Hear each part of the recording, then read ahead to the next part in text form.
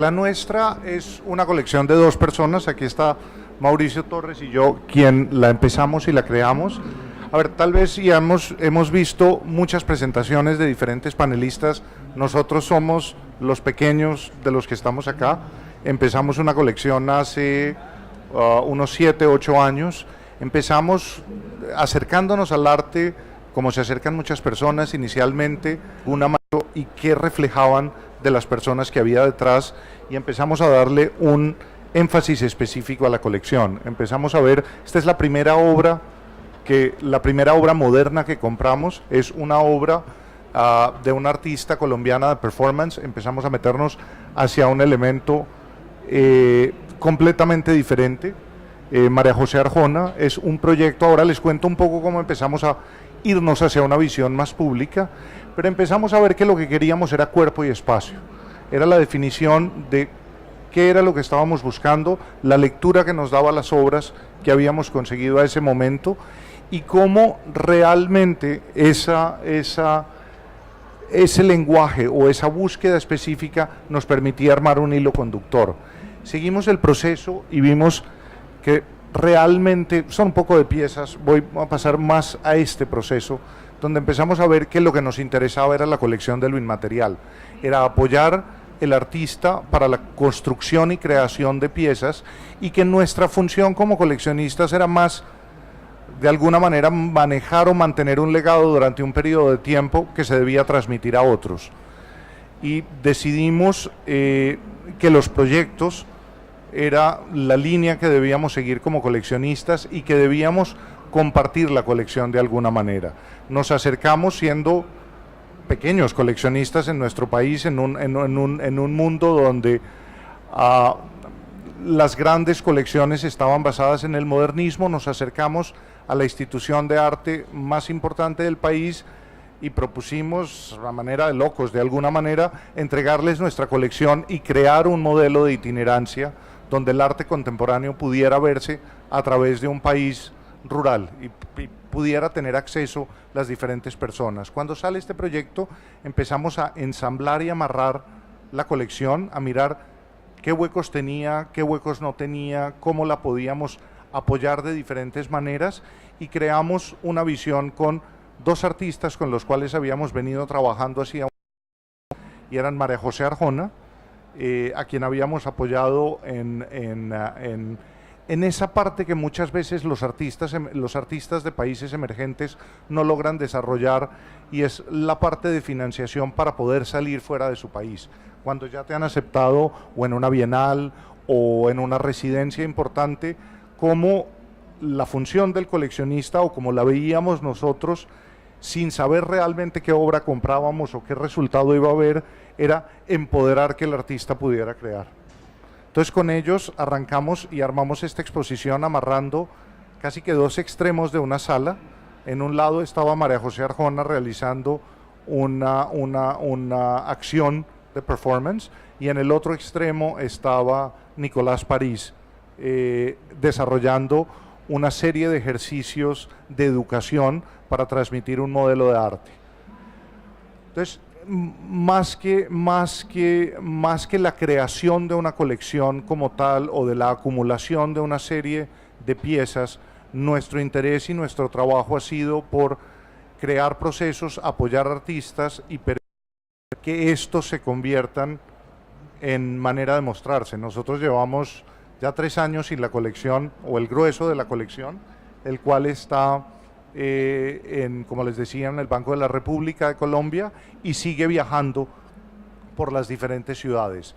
Una de las cosas que quisimos hacer era no existir nosotros como personas. Nuestra colección tiene un nombre, Maraloto, que es un juego simplemente de los nombres, pero lo que queríamos era que el arte tuviese la primera línea y no las personas que estaban detrás, que realmente, como lo digo, nuestra visión es más simplemente ser empoderadores para que los artistas produzcan y seguir un camino.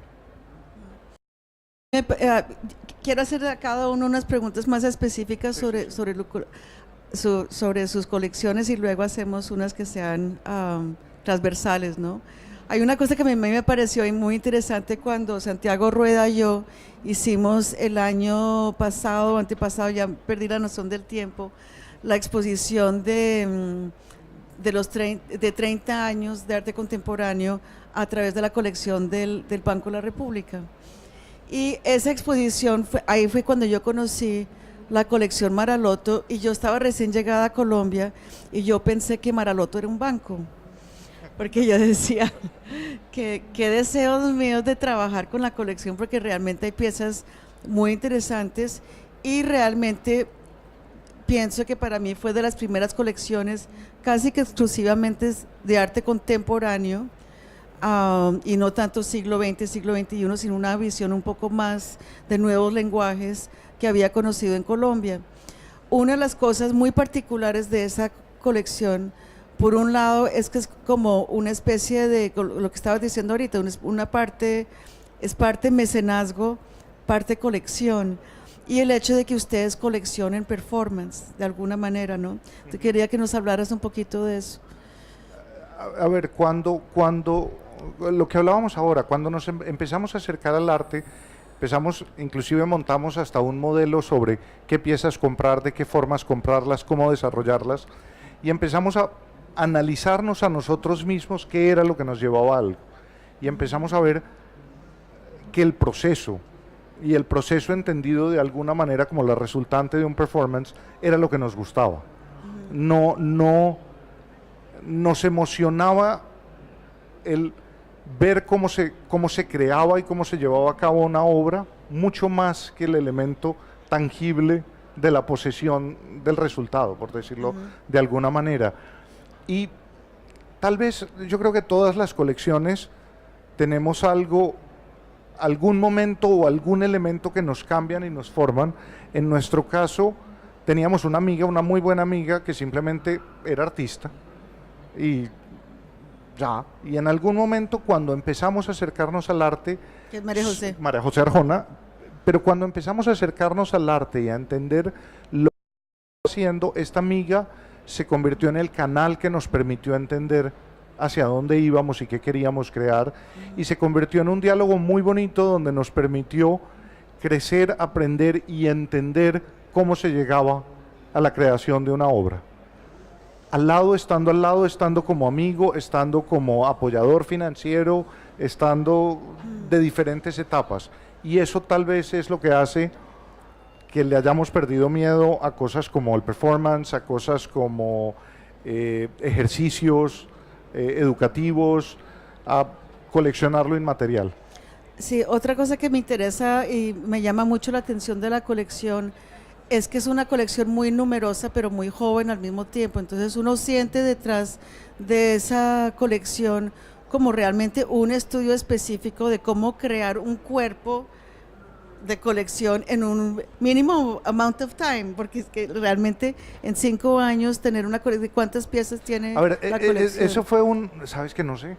El Sí, número de piezas, pero más o menos. no sé, deben ser unas 100 más o menos, 100. alrededor de 100 piezas. A ver, eso es un momento muy coyuntural en nuestras vidas. Yo trabajaba con una firma que dejó de existir, que era Lehman Brothers, y pasé de 18 horas de trabajo al día a 18 minutos. Y fue un momento en el cual la manera de acercarse al mundo y yo creo que la obsesión y la compulsividad se tornaron en el arte y se convirtieron en el eje fundamental de la vida, y con la misma pasión que le dedicabas al trabajo empezaste a acercarte al arte y a estudiar por qué los artistas, de qué forma, y se convirtió en un trabajo de pareja donde discutíamos todo el tiempo por qué una obra, de qué forma una obra. Nunca se compró una obra donde no estuviéramos de acuerdo. Los dos teníamos seguimos teniendo capacidad de veto, donde es una negociación que es muy interesante, porque muchas veces las colecciones tienen un solo ojo. En nuestro caso es una dualidad donde siempre hay que convencer o que te convenzan. Siempre hay que estar haciendo. La compra se convierte en un ejercicio mucho más racional. Digamos que tenemos un comité de adquisiciones al cual no tienes manera de influenciar.